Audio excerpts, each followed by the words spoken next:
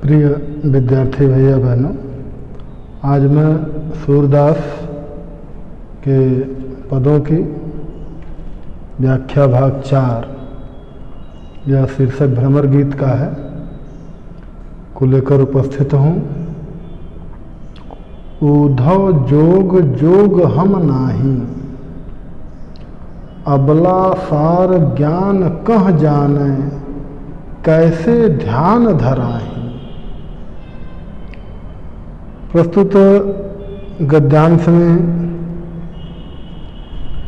जब उद्धव गोपियों को निराकार ब्रह्म का संदेश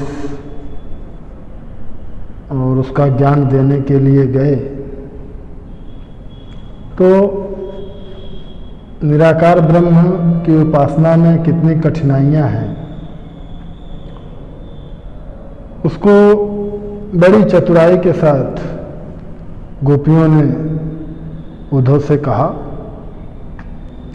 उद्धव जोग जोग हम नाही, कि हे उद्धव, हम गोपियां जोग जोग, यहाँ पर एक जो जोग है उसका तात्पर्य योग से है और दूसरा जो जोग है उसका तात्पर्य योग्य से है। तो जोग जोग हम नाही, कि हम गोपियां योग के योग्य नहीं है। अबला सार ज्ञान कह जाने, कैसे ध्यान धराही। हम अबला हैं, नारी के लिए यह शब्द प्रयुक्त होता है कि हम अबला हैं, हमारे अंदर बल नहीं है। तो हम अबला हैं तो सार ज्ञान यानी सार तत्व यानी निर्गुण निराकार ब्रह्म के बारे में जो आप उपदेश दे रहे हो, कहाँ जाना है, उसको कैसे जान सकते हैं, कैसे ध्यान धराएं। तो हम उसका ध्यान कैसे करें, क्योंकि भाई ध्यान करने के लिए क्या है, बल की आवश्यकता है और हम अबला हैं। तो तुम जिस निराकार और निर्गुण ब्रह्म का उपदेश दे रहे हो उसका ध्यान हम कैसे करें। तेई मूदन नयन कहत हो, हरि मूरत जिन माही, कि हे उद्धव, तुम तेई मूदन नयन कहत हो। तेई मूदन अर्थात उन नेत्रों को मूदने अर्थात बंद करने के लिए कहते हो कि हरि मूरत जिन माही, कि जिनमें हमारे हरि अर्थात श्री कृष्ण की मूरत यानी मूर्ति बसी हुई है। ऐसी कथा कपट की मधुकर हमते सुन ही न जाए। तो मधुकर शब्द उन्होंने गोपियों ने उद्धव के लिए ही प्रयुक्त किया है। तो वह कह रही है कि ऐसी कपट कथा, कि इस प्रकार की छल प्रपंच से भरी हुई कथा कि आंख बंद करके ध्यान करो, तो जिन आंखों में हमारे ईश्वर की मूर्ति बसती है उन्हीं को बंद करने के लिए कहते हो। तो ऐसी कपट पूर्ण कथा हमते सुनी न जाही, कि हमसे वह सुनी नहीं जाएगी, हम उसको सुनने में क्या है, असमर्थ हैं। श्रवण चीर सिर जटा बधावहु, ये दुख कौन समाही। कि आप क्या कहते हो कि भाई योग साधना के लिए श्रवण चीर, श्रवण मतलब क्या होता है, कान, कि कानों को चिरवाने, सिर जटा बधाओ और सिर पर जटा बांधने के लिए कहते हो। तो ये दुख कौन समाही। तो इस दुख को कौन बर्दाश्त कर पाएगा, हम नहीं इसको सहन कर पाएंगे कि कान चिरवाने और सर पे जो है जटा बधावे, तो यह दुख हम सहन नहीं कर पाएंगे। चंदन तज अंग भस्म बतावत, विरह अनल अतिदाही, कि तुम चंदन को छोड़ करके, योग साधना करने वाले क्या करते हैं भाई, वो देखिए ना, जा करके शमशान घाटों पे भस्म लगाते हैं। तो चंदन तज अंग भस्म बतावत, कि तुम जो है वो चंदन को छोड़ करके अंग पर भस्म लगाने के लिए कहते हो, तो इससे क्या होगा, विरह अनल अतिदाही, तो इससे जो हमारी विरह रूपी अग्नि, अनल यानी अग्नि, तो इससे तो हमारी जो विरह की अग्नि है वह क्या हो गई, अतिदाही, वो तो और भी तेज हो जाएगी, और भी अधिक बढ़ जाएगी। जोगी भ्रमत जाहि लगी भूले, सो तो है अति माही, कि जोगी लोग भ्रमत जाहि लगी भूले, कि जिसको भूल करके इधर उधर भ्रमण करते रहते हैं, सो तो है अपमाही, वह ईश्वर तो स्वयं अपने हृदय में ही है, लेकिन जोगी लोग क्या करते हैं, इस बात को भूल करके इधर उधर भ्रमण करते रहते हैं, लेकिन वह ईश्वर तो कहाँ है, वह तो अपने भीतर ही है। तो सूर श्याम तय न्यारी न पल छिन, ज्यों घट तय पर छाई। तो सूरदास जी कहती हैं कि गोपियां कह रही हैं कि श्याम तय न्यारी न पल छिन, कि हम एक पल एक क्षण भी श्याम से न्यारी यानी अलग नहीं हैं। ज्यों घट तय पर छाई, घट यानी यहाँ पे घट का जो तात्पर्य है वो शरीर से है, कि जैसे शरीर से परछाई एक क्षण भी अलग नहीं होती है, उसी प्रकार हे उद्धव हम गोपियां भी श्री कृष्ण से एक पल एक क्षण भी अलग नहीं हो सकती।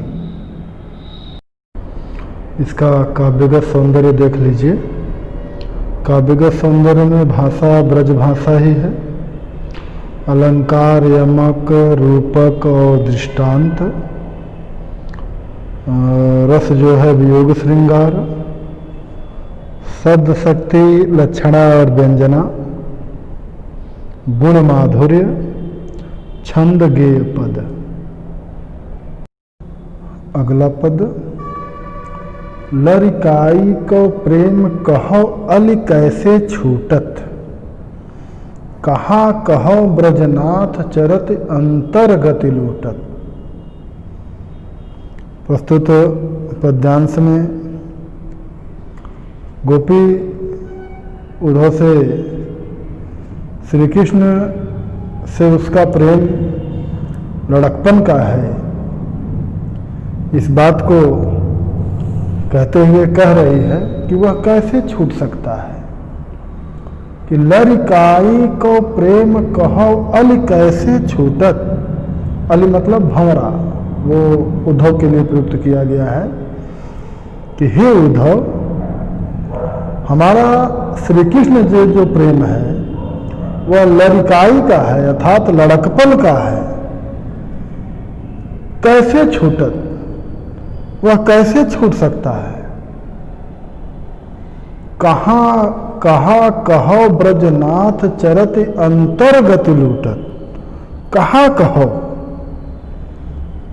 ब्रजनाथ चरित, ब्रजनाथ अर्थात कृष्ण के चरित्र को मैं आपसे कहाँ तक कहूँ, उनके चरित्र का मैं आपसे कहाँ तक वर्णन करूँ, क्योंकि उनके चरित्र के बारे में कुछ कहना क्या है, वो अंतर्गत लूटत, यानी अंतर्गत का तात्पर्य होता है मन का आनंद, भी वह मन के आनंद को लुटाने जैसा है। वह चितवन वह चाल मनोहरी, वह मुस्कान मंद धुनि गावनी, कि वह चितवन अर्थात चितवन मतलब क्या होता है, तिरछी भौहें, उनकी वह तिरछी भौहें, वह चाल मनोहर, उनकी वह मनोहर यानी मुग्ध कर देने वाली चाल, वह मुस्कान मंद धुनि गावन, उनका मुस्कुराना और मंद धुनि गावन, और उनका बांसुरी के गानों की वह मधुर ध्वनि, उनकी वह मुस्कान और उनके बांसुरी की वह मधुर ध्वनि का वर्णन मैं कैसे आपसे कहूं। नटवर भेष नंद नंदन को वह विनोद वह बनते आवन। नटवर भेष, नटवर भेष का तात्पर्य उनका लीलाधारी भेष। नंद नंदन को वह विनोद, और नंद नंदन अर्थात नंद के पुत्र श्री कृष्ण का विनोद करना, हंसी मजाक करना, वह बनते आवन, और उनका बन से आना, विनोद करते हुए बन से आना। यह ऐसा है कि इसका वर्णन करना जो है वह क्या है, वह अपने परम आनंद को लुटाने जैसा है। तो चरण कमल की सौंह करत हूं, यह संदेश मुह विष सम लागत। कि वह कहती है कि चरण कमल की सौंह करत हूं, कि मैं चरण कमल अर्थात श्री कृष्ण के कमल रूपी चरणों की सौंह यानी सौगंध खाकर कहती हूं कि यह संदेश मुझ विष सम लागत। यह संदेश का कौन सा संदेश, कि आपका निर्गुण ब्रह्म की उपासना का जो संदेश है वह मुझे कैसा लगता है, विष सम लागत, विष के समान लगता है। सूरदास पल मोहिन बिसरत, मोहन मूरत सोवत जागत। सूरदास जी कहते हैं कि वह गोपी कह रही है कि मुझे उनकी मोहन मूरत, मोहन बिसरत, पल मोहन बिसरत, यानी एक पल भी वह मुझे से विस्मृत नहीं होती है, एक पल भी उसकी याद जो है वो मेरे हृदय से अलग नहीं होती है। किस प्रकार की, मोहन मूरत सोवत जागत, कि उनकी मोहन मूर्ति यानी मन को मोह लेने वाली मूर्ति सोते जागते एक क्षण के लिए भी मुझसे विस्मृत अर्थात मुझसे भूलती नहीं है, फिर उनको हमेशा के लिए कैसे भुलाया जा सकता है। इसमें काव्यगत सौंदर्य में देख लीजिए, भाषा ब्रज ही है, अलंकार अनुप्रास, रस शांत,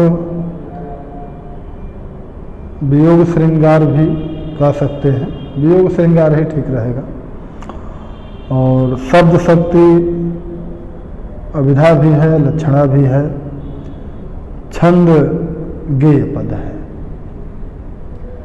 अगला पद भी देख लेते हैं। कहत कत परदेसी की बात, मंदिर अरघ अवध बदि हमसों, हरि आहार चल जात। इस पद्यांश में गोपिया जो है वह श्री कृष्ण के लौटने की 15 दिन की अवधि, यानी वह कह कर गए थे कि मैं 15 दिन में आ जाऊंगा, लेकिन उनको गए हुए 1 महीना बीत गया है। तो इस प्रतीक्षा की अवधि बीत जाने पर गोपियों का जो उनकी जो व्यथा है उसका चित्रण इस पद में हुआ है। वह कह रही हैं कि कहत कत परदेसी की बात, कि हे उद्धव कि तुम उस परदेसी की, कत यानी क्यों, तुम उस परदेसी की बात क्यों करते हो। मंदिर अरघ अवध बदि हमसों, कि उन्होंने हमसे मंदिर अरघ, मंदिर का मतलब होता है घर, अरघ यानी आधा, घर का आधा भाग यानी पखवाड़ा यानी 15 दिन, अवध बदि हमसों, तो उन्होंने 15 दिन बाद हमसे मिलने के लिए कहा था, लेकिन यहाँ तो भाई हर आहार चल जात, हर मतलब यहाँ तात्पर्य सिंह से, आहार यानी भोजन। तो हरि का आहार क्या है भाई, शेर का भोजन क्या है, मांस, लेकिन यहाँ तो पूरा एक महीना चला गया लेकिन अभी तक वह नहीं आए। शशि रिपु बरस सूर रिपु जुग बर, हर रिपु कीन्हो घात। शशि रिपु, शशि रिपु, शशि मतलब क्या होता है? चंद्रमा। रिपु मतलब शत्रु। तो चंद्रमा का शत्रु कौन है? दिन। दिन में चंद्रमा दिखलाई नहीं पड़ता। तो दिन जो है वो हमारे लिए कैसे बीत रहा है? बरस। श्री कृष्ण के वियोग में हमारे दिन जो है वो किस प्रकार बीत रहे हैं? वर्ष के समान। सूर्य रिपु जुग बर, और सूर्य रिपु अर्थात सूर्य का रिपु यानी शत्रु कौन? रात्रि। और रात्रि किससे बीत रही है? जुग बर। और रात्रि जो है वह जुग के समान बीत रही है। और हर रिपु की, हर नहीं है, हर रिपु कीन्हो घात। और हर रिपु, हर का रिपु कौन? हर यानी शिव जी, शंकर। उनका रिपु कौन? कामदेव। और ऊपर से यह कामदेव क्या है? वह जो हमसे घात कर रहा है, घात लगाए बैठा हुआ है।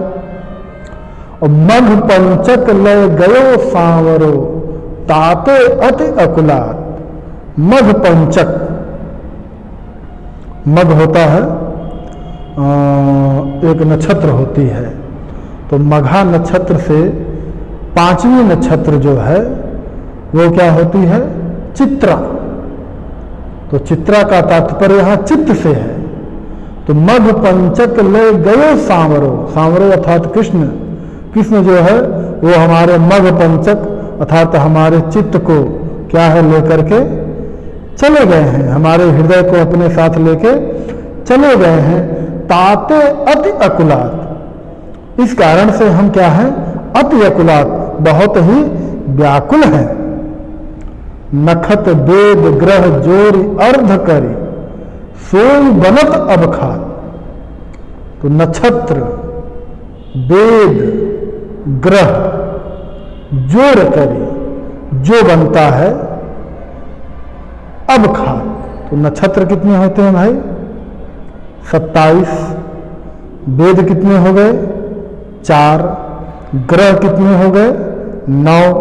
तो 27 4 31, और 31 और 9 कितना हो गया? 40। तो इनको जोड़कर जो बनता है उसको अर्ध करें, उसको आधा करके, तो क्या बन रहा है? 20। नक्षत्र, वेद और ग्रह, तो इनको जोड़ लीजिए। 27 नक्षत्र हैं, 4 वेद हैं, और ग्रह कितने हैं? 9 हैं। तो इनको जोड़ करने के बाद क्या होता है? फिर उसको आधा करो, तो फिर क्या बचता है? 20। तो यहां 20 का तात्पर्य विष से है।